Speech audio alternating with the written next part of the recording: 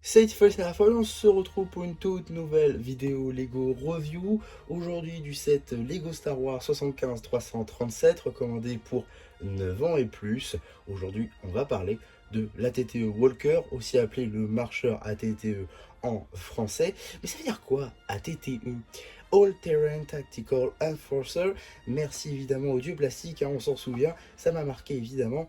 En tout cas, voilà, petit véhicule évidemment connu grâce à Clone Wars, ça paraît logique. Tout d'abord, un set qui a été beaucoup acclamé, un set qui a été élu pour beaucoup, et à raison, comme étant le meilleur playset Lego Star Wars jamais sorti. Et en vrai, ils ont pas si tort que ça. Mais avant de reparler de ça, on va parler des mini-figurines. On commence le tour des figurines avec la chaîne la plus attendue, je pense, du set, la chaîne du commandant Cody, une chaîne exclusive à ce set, avec donc un tout nouveau casque, une toute nouvelle tête, un tout nouveau torse, ainsi que de toutes nouvelles jambes, avec des topographies exclusives. Les jambes, évidemment, qui sont différentes des autres soldats.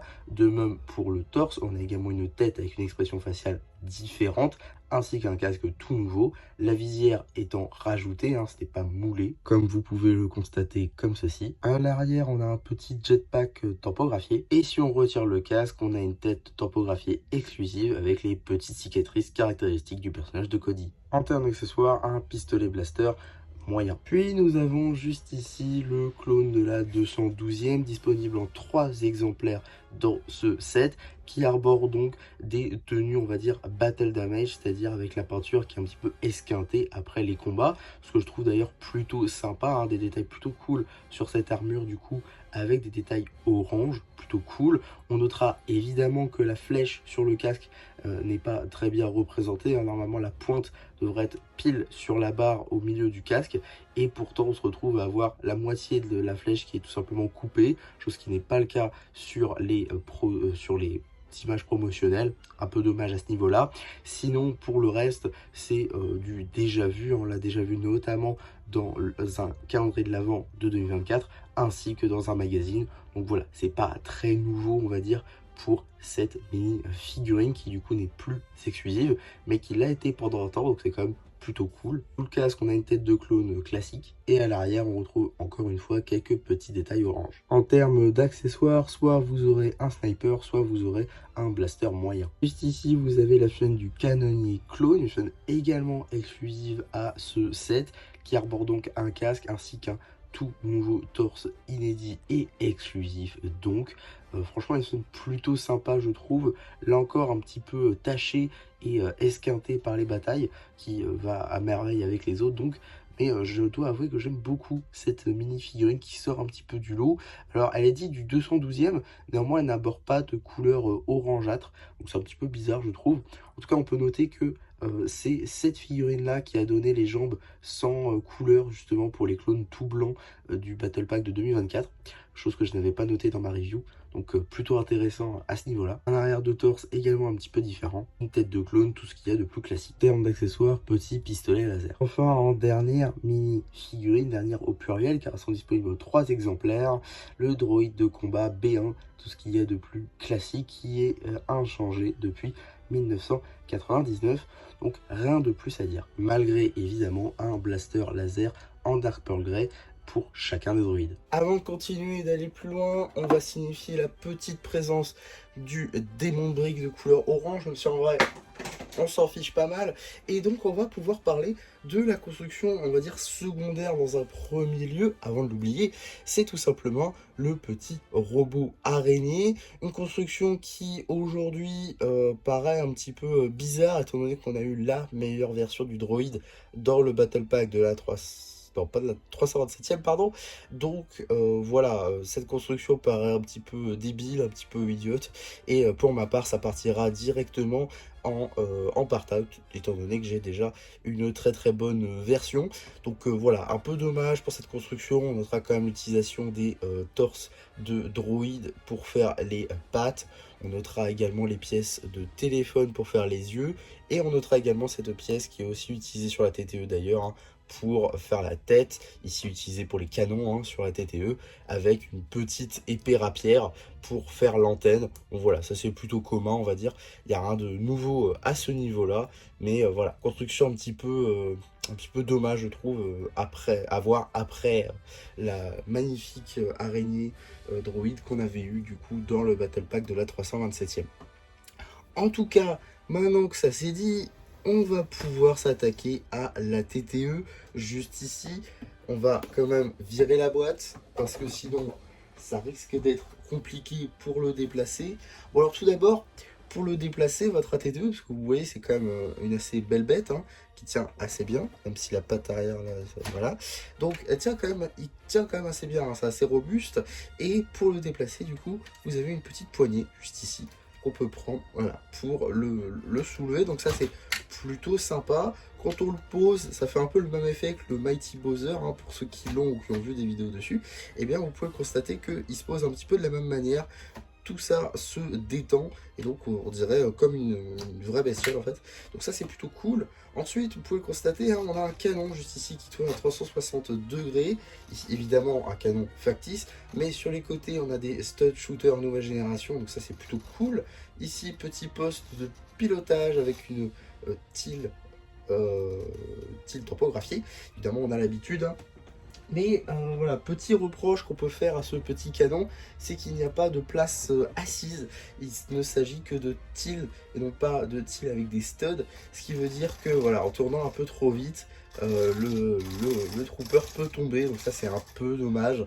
Je pense qu'ils auraient pu mettre pour le coup une tile avec 2 studs sur 4. Ça aurait pu être plutôt sympa. Malheureusement ils ne l'ont pas fait. Donc un peu dommage à ce niveau-là.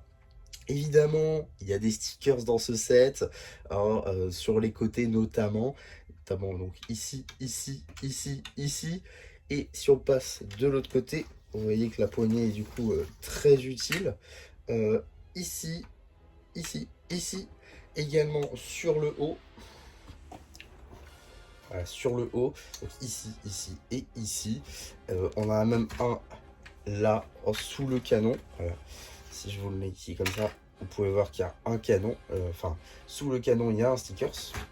Donc voilà à ce niveau-là.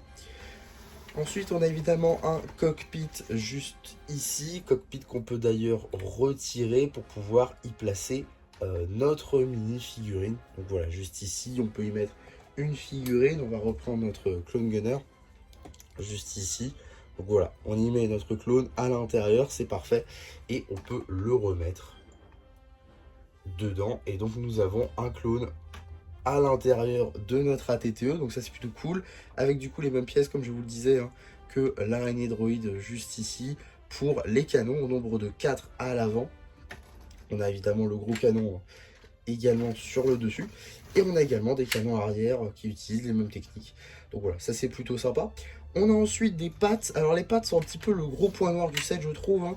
Il n'y a que celles-ci qui sont amovibles, qu'on peut décider où elles sont. Sinon les autres, elles peuvent bouger mais pas tant que ça en réalité. Donc il n'y a pas de réel mouvement sur, sur cette ATTE. Après je comprends, question de stabilité, question de...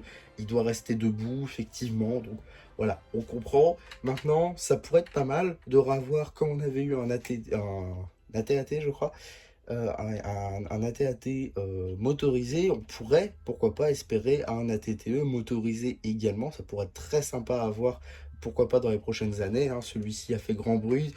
Tout le monde s'est procuré au moins une copie. Hein. Certains se sont procurés des dizaines, évidemment, pour faire des dioramas. Donc, peut-être, une fois que ce set sera un peu plus oublié ou que beaucoup attendront, pourquoi pas, une réédition, on pourra avoir ce genre de produit. En tout cas, voilà, je trouve quand même que la boîte reste plutôt pas mal, encore aujourd'hui, malgré les nouvelles pièces qui sont sorties depuis, évidemment. En tout cas, on peut, ça, vous le savez normalement, hein, qu'on peut, voilà, tourner, retirer certains panels pour ouvrir notre ATTE. Donc juste ici on a un intérieur complet pour les clones avec évidemment un petit canon, enfin une tourelle juste ici avec un autre sticker évidemment, sinon c'est pas drôle. Hein.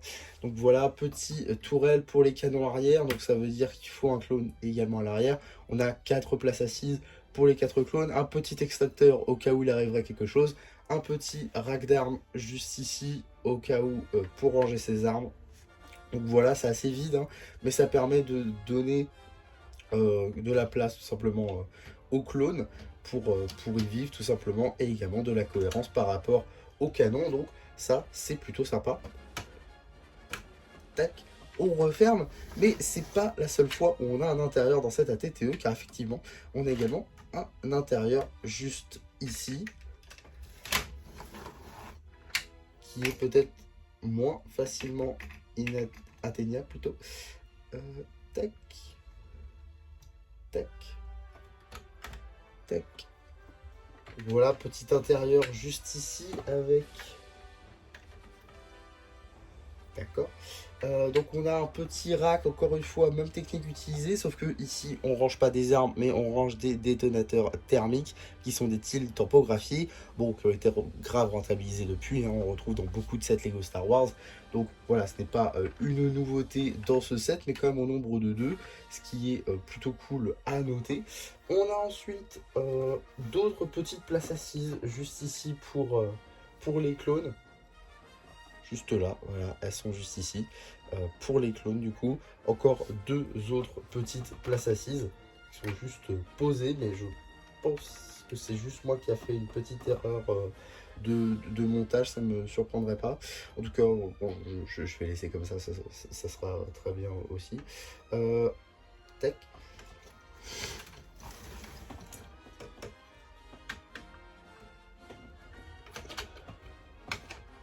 Tac, et on referme comme ceci, et vous voyez que ça donne un intérieur un peu caché, malgré le fait qu'il y ait quelques petits trous ci et là. En vrai, ça passe clairement, hein. Pour le Lego, faire des angles comme ça à la perfection, c'est un petit peu compliqué, et je trouve que Lego a plutôt bien fait le travail à ce niveau là. Il y a beaucoup de jouabilité, beaucoup de fonctionnalités.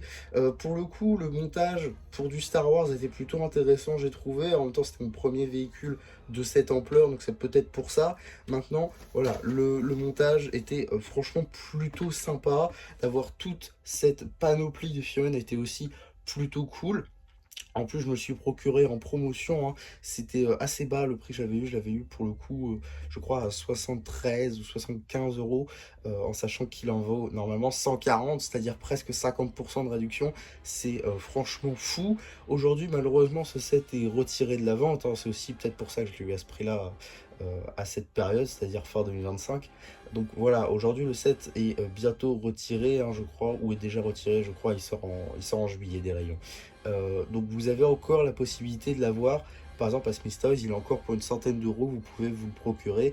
Et franchement, ne passez pas à côté, car déjà que la chaîne de Cody par exemple cotait déjà beaucoup quand le set était encore en rayon. Quand le set ne sera plus, et malheureusement c'est une chaîne exclusive, il va très honnêtement beaucoup monter, et si vous voulez le personnage, ça va vous coûter beaucoup plus cher. Donc soit procurez-vous la chaîne maintenant, soit procurez-vous le set directement, et je vous conseillerais plutôt le set, car franchement le set est super sympa. Alors par contre, je sais pas où je vais l'exposer, ça c'est un autre problème, mais franchement il est super bien réalisé, super bien pensé, même pour un set de 2022, c'est franchement une pure merveille. Tout fan de Star Wars, d'autant plus de la période prélogie, devrait l'avoir, je pense. Moi qui ai fini de regarder Clone Wars il y a de ça quelques semaines, je suis très content de pouvoir compter ce véhicule dans ma collection. Donc voilà tout simplement ce que je pouvais dire sur cet énorme set Lego Star Wars. J'espère en tout cas que ma review vous aura plu, même si évidemment je n'ai rien inventé, hein. Tout de ce que j'ai dit globalement a déjà été dit par beaucoup, mais je voulais quand même vous vous donner une petite review de ce set. En tout cas, voilà ce que je pouvais leur dire. J'espère que la vidéo vous aura plu, évidemment. N'hésitez pas à liker, à partager, à vous abonner, c'est le plus important. On est bientôt aux 1000 abonnés et je vous en remercie. Et donc voilà, du coup, c'était MC qui vous dit bye bye.